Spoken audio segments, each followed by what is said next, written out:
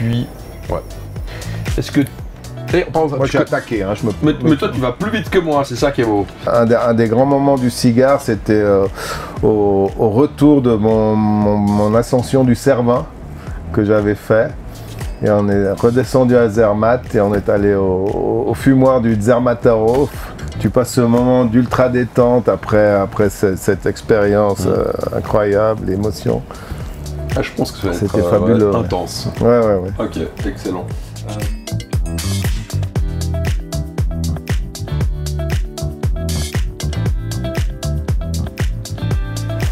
Et ben voilà. Mais dis donc mon Gio. Bah alors. T'as plus soif ou bien? C'est pas. Bah oui, bah écoute, laisse-moi le temps d'arriver. Oui, j'ai soif, bien sûr. Écoute, moi j'étais sec, tu vois. Genre... Bah ouais, bah moi aussi. Moi j'étais sec, tu vois. Et en plus, je bois du tout bon là.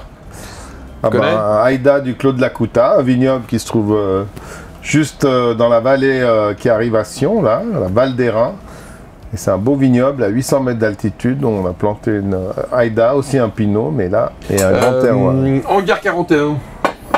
Je suppose que tu connais cet endroit. Ah bah évidemment, le hangar, c'est un endroit, je dirais, presque incontournable maintenant dans le Valais central. C'est Fiona qui est la patronne ici et qui arrive à donner à ce lieu une âme incroyable. Et vraiment, tout le monde s'y retrouve et puis c'est place to be, on peut dire. Ouais, c'est tellement cool. Dans les vins qu'ils ont, il y a les vins qu'on boit tous les jours facilement, mais il y a aussi une petite carte avec des trésors, des choses plus rares, des vieux millésimes, des choses qu'on recherche, des vieilles caillasses, il y en a aussi, donc on aime bien venir là. Ouais. Et puis là, tu es sûr de rencontrer des gens qu'on connaît, des gens sympas et de passer une bonne soirée, même si tu n'avais rien de prévu. Ouais. Ouais, bah maintenant, en fait, il ne faut pas oublier un truc, on est là pour picoler, c'est un fait, on est en Valais, terre de picole, terre de rioul, mais on est aussi là pour les choses sérieuses, c'est-à-dire fumer un cigare. Voilà. Et on rentre dans le vif du sujet. Aujourd'hui, on va fumer un truc qui s'appelle le Télégramme. C'est très nouveau, je découvre avec toi, c'est le Télégramme 50. On est sur un Robusto, très jolie boîte. On sort de l'ordinaire. Ouais, c'est sexy. À souhait. J'espère que j'ai la main heureuse. En général, donc il n'y a pas de souci avec les tirages et ce genre de choses. Ça, c'est pas trop un problème. On n'est pas à Cuba. Ah, j'entends du Cuba bashing là un petit peu. Non, pas du tout, pas du tout. Non, j'adore les cigares cubains, mais non. Ouais, non. Cigare en Repdom. Roulé Repdom. République dominicaine, ouais, je comprends bien.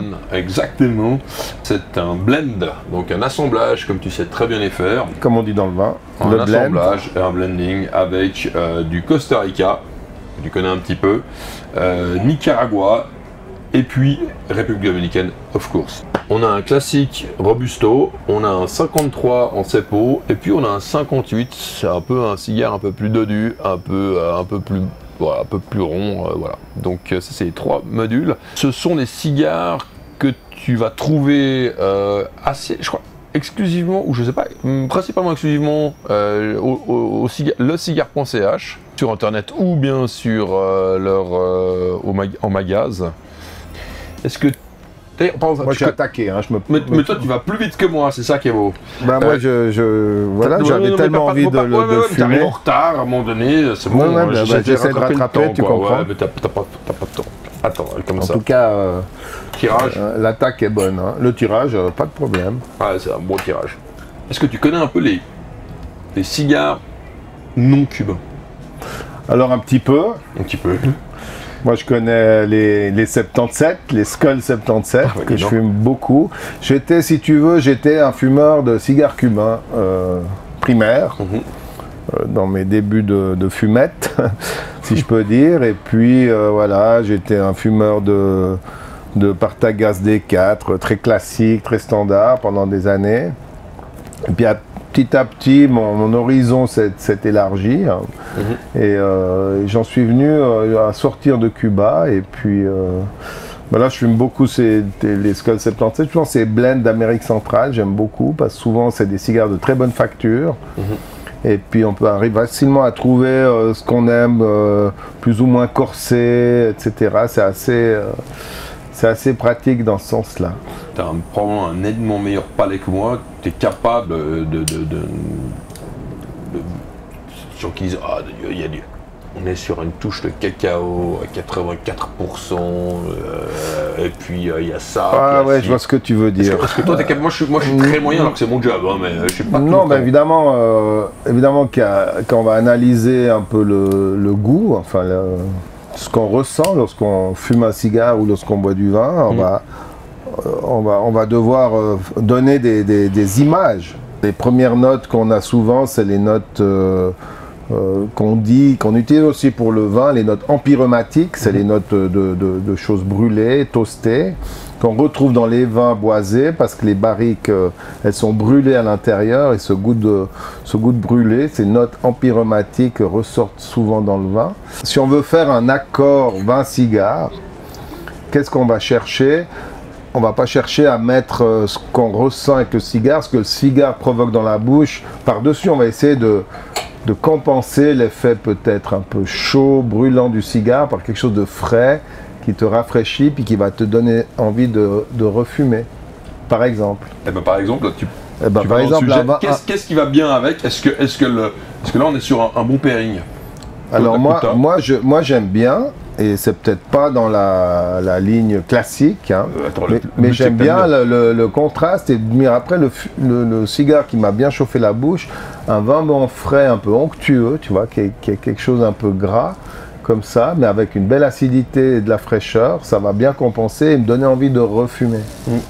Est-ce que tu as un souvenir impérissable, un moment, que ce soit un moment avec quelqu'un, avec un lieu, d'un cigare, où tu te rappelles, où tu dis bah waouh, est-ce que tu en as un toi par exemple qui te revient? Un des grands moments du cigare, c'était au retour de mon ascension du Cervin que j'avais fait.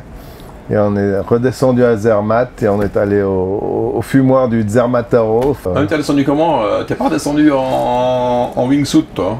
Non, non, parce que j'aurais voulu, mais il n'y a pas de biplace. Alors, je suis descendu. Est-ce que tu as un moment préféré dans la journée pour fumer un cigare? Ce que je préfère, c'est apéro-cigare. Ouais, bah, ça veut rien dire, on va aller. Je vais dire, voilà. Ouais.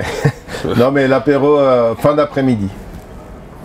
Fin d'après-midi, quand tu sais que tu as une belle soirée en vue, que tu veux te détendre, tu vas boire un verre et tu fumes un bon cigare l'été à l'extérieur, l'hiver comme tu peux venir ici au hangar.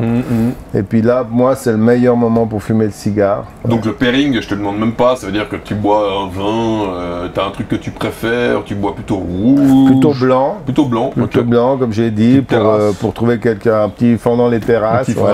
C'est beau ça. Qui est bien frais, un petit peu pétillant, qui te rafraîchit bien la bouche, qui est léger, qui est super léger. Puis tu fumes avec, ça peut aller très bien. Et puis au niveau des formats? Mon format favori, c'était pendant longtemps le torpedo. Enfin, j'ai toujours aimé ce format, je peux faire ma coupe au diamètre que j'aime bien et j'aime bien la sensation du... Ah ouais, c'est un très beau format, moi j'adore le torpedo. Et d'ailleurs, j'ai commencé avec le torpedo, j'essaie de me rappeler, mais t'étais pas né encore. C'était il y a très longtemps, c'est mon premier cigare, c'est un torpedo. Ouais, c'est beau le torpedo. Et je pense qu'on y revient gentiment.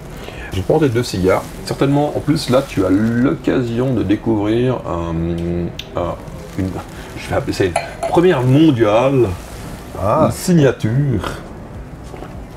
C'est un cigare, en fait, avec une très belle bague. En plus, j'aime bien un côté un peu sexy, comme ça, avec le rose. La cape est belle. Signature. Donc ça, c'est une nouveauté. Double Robusto.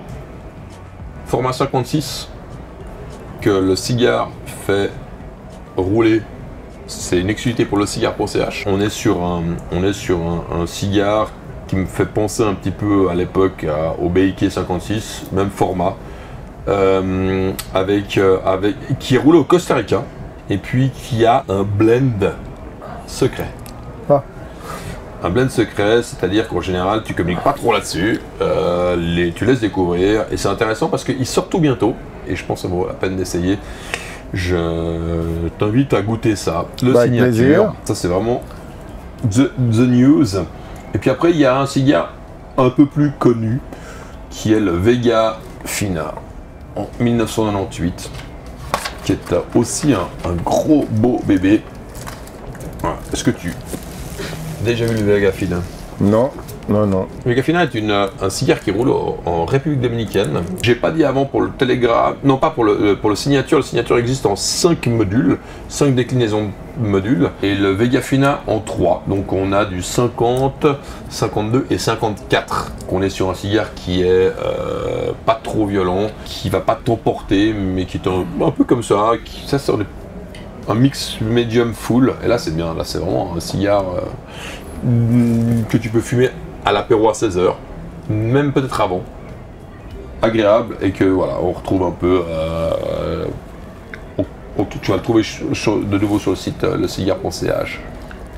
En tout cas, le télégramme, Comment il me plaît bien, j'aime bien, il est assez corsé. Ouais, ouais, c'est medium et full. moi j'aime les cigares assez corsés, tu vois, Okay. comme ça. Ok. En tout cas, c'est un plaisir de partager ce moment avec toi. Moi aussi, merci beaucoup Laurent, c'était très intéressant de découvrir le télégramme. Je me réjouis de voir les autres cigares, les déguster. Ouais. Bah écoute, tu vois, le temps passe vite parce qu'on est là dans cet espace. Il y a quand même une cinquantaine de personnes qui attendent impatiemment de venir fumer des cigares et qui on va leur laisser la on place. a nos amis derrière qui ne peuvent pas fumer ou du moins parler en fumant. On va quand même les libérer un peu tous. Ouais, écoute, après je vais juste encore te poser les quelques questions avant de te lâcher. D'accord.